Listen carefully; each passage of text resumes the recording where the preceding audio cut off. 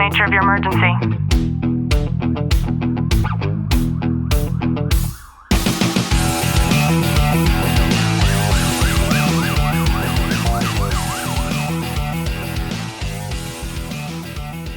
Welcome back to the Tactical Living Podcast. I'm your host, Ashlie Walton, joined by Sergeant Walton. Clint, how are you? I'm good. You have a sweet little baby boy snuggled at your feet right now. I know. He's so soft and cuddly. Oh my gosh. This Pomeranian has like the smushiest face. He looks exactly like a little bear cub. His colors are exactly like a bear cub. And his paws are so small. I had to look at his in comparison to Bo's, and his are like half the size that Bo's were. His paw is literally smaller than my thumb. Oh, I'm so in love with him. You know, I wanted to talk about why first responders are the last people to ask for a diagnosis. I think over time, we get so used to burying and kind of compartmentalizing so many different things. And some of it could be we just want to forget it. We don't want to deal with it. We don't want to address it. We don't want to talk about it. We don't want to, I say we don't want to, and we just don't want to. And as time goes along, it's getting into those instances of, like, well, we need to learn how to effectively change that approach towards anything. And it could be the most traumatic incident you can think of. And that's where I think we confuse this as, well, this could be the worst of the worst and it should be affecting me horribly, but it's not. But then you could go to the most minuscule thing or something that really affects you. And it's getting that right, because all that's information. I think that this is a pattern that runs through the first responder culture with devastating consistency. And it's the resistance to seek a formal diagnosis, even when the symptoms have been present for years, or even when the people that are closest to them can clearly see it. And even when the cost of remaining undiagnosed is already showing up in your health, in your marriage, and in your career. When we don't get that diagnosis, or we strive to have this diagnosis, okay, what's wrong with me? And I think we always feel like, oh, there's something wrong with me, instead of saying, no, there's nothing wrong with you. You haven't been able to address those underlying feelings or issues that you may be going through. Yeah, and it's not about intelligence. It's not about stubbornness, even for the sake of it being stubborn. I think that it's about culture. And it's this culture that spent decades teaching its people that being diagnosed with anything means that there's something wrong with your fitness, with your identity, with your future, and the very real consequences of believing that you're long past that point of anything that you could seek out to do any good.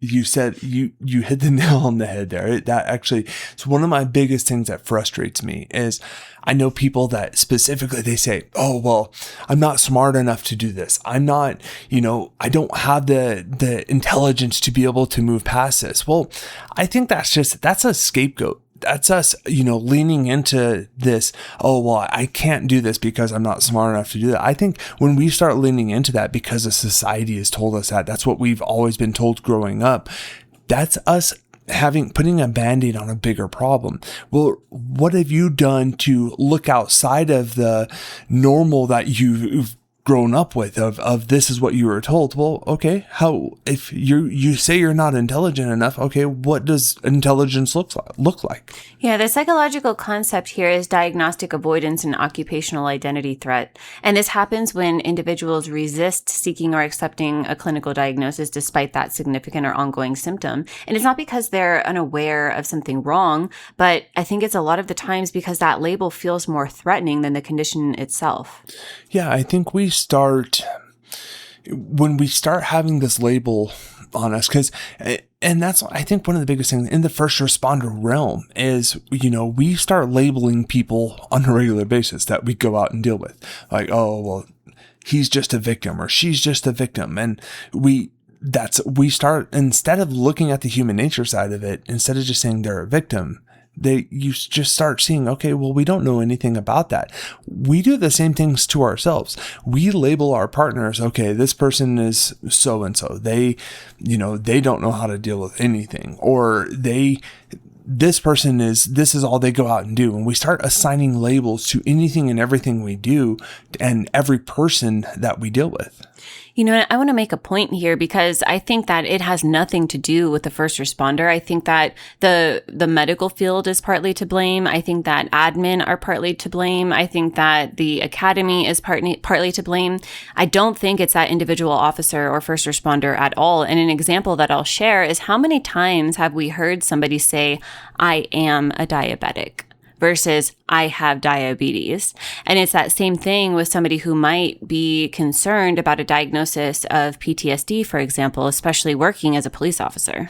And I think that this goes into, and Ashlie and I have done a lot of work on just our own well-being, our own kind of identities of who we are. And that's one question that I ask my guys on a regular basis. I'm like, well, who are you? And everyone always says, I'm a father, I'm a police officer, I'm a husband. It's all this self-identity of something for somebody else.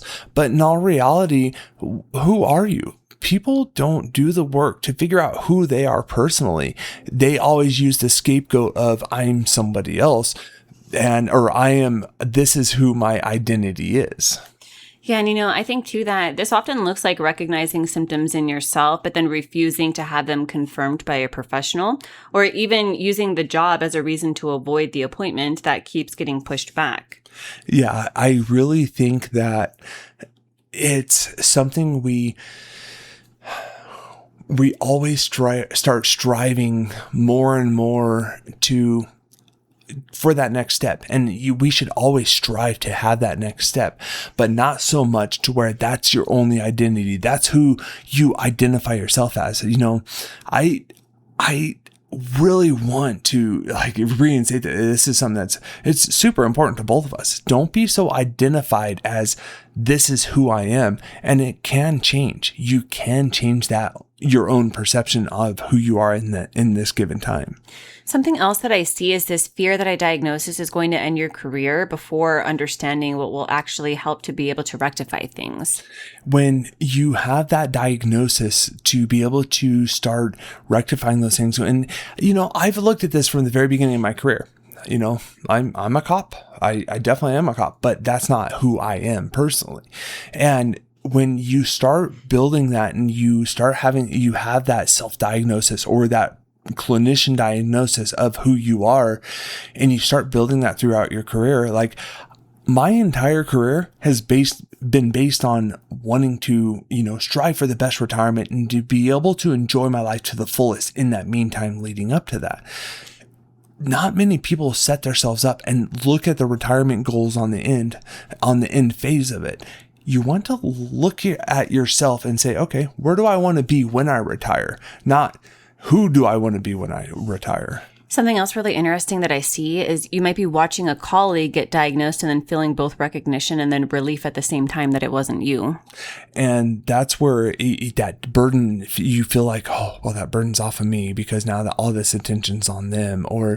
But in all reality, we are all one and the same. And this goes, like Ashlie said, it's throughout this world it's a societal thing. And I think we need to start making waves and changing that for every day in and day out that we do. What's really interesting is that all that a diagnosis is access to treatment. That's it. Yeah.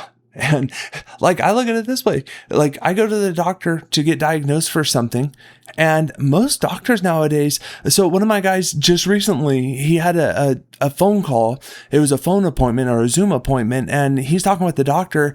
Something that really stood out to him and pissed him off was she was actively Googling what his problem was during their Zoom interview. He's like, I could visibly see her Googling what the problem was and not being able to diagnose it on her own. Yeah. And that's a good thing to have brought up, because another aspect to this is that healthcare has changed so much, whether it's mental health or physical healthcare.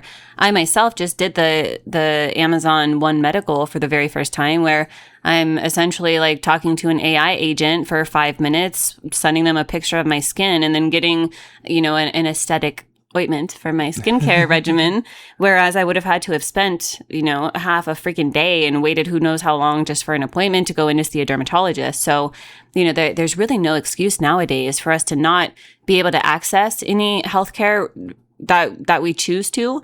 And also, we don't have to share that with anybody. Like, Clint, I could have not shared that with you at all. And you wouldn't have known that I just had another, facial skincare regimen item in my long routine every single day. And so it's not necessarily something that you even have to share with anybody.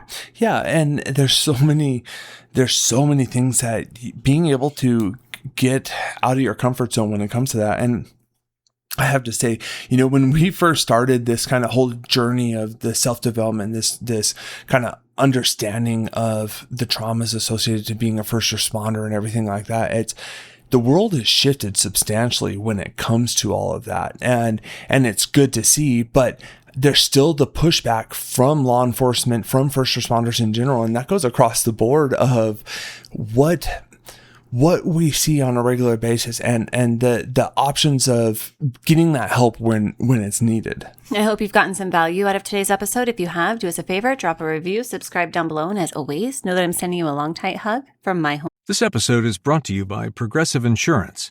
Do you ever find yourself playing the budgeting game?